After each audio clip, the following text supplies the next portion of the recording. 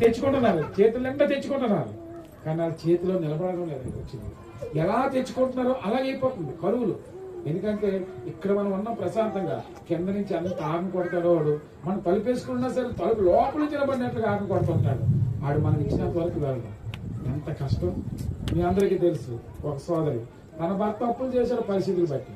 మన ఆయన ఎవరు మామూలు వ్యక్తి కాదు, సేవకుడు.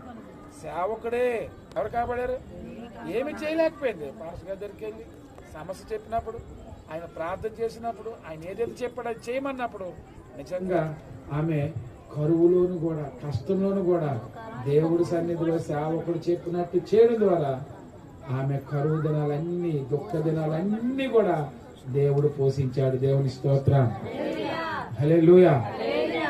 తెచ్చుకుంటున్నారు, చేతుల నిండా తెచ్చుకుంటున్నారు, కానీ వాళ్ళ చేతిలో నిలబడడం లేదు. వచ్చింది ఎలా తెచ్చుకుంటున్నారో అలాగే అయిపోతుంది కరువులు.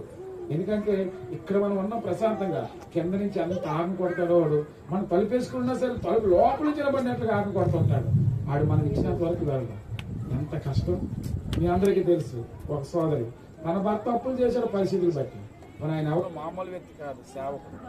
సేవకుడే ఎవరు కాబడారు, ఏమి చేయలేకపోయింది. పాస్టర్ గారి దగ్గరికి వెళ్ళి సమస్య చెప్పినప్పుడు, ఆయన ప్రార్థన చేసినప్పుడు, ఆయన ఏదైతే చెప్పాడో అది చేయమన్నప్పుడు నిజంగా ఆమె కరువులోను కూడా కష్టంలోను కూడా దేవుడి సన్నిధిలో సేవకుడు చెప్పినట్టు చేయడం ద్వారా ఆమె కరువు దినాలన్నీ దుఃఖ దినాలన్నీ కూడా దేవుడు పోషించాడు. దేవుని స్తోత్రం, హల్లెలూయా.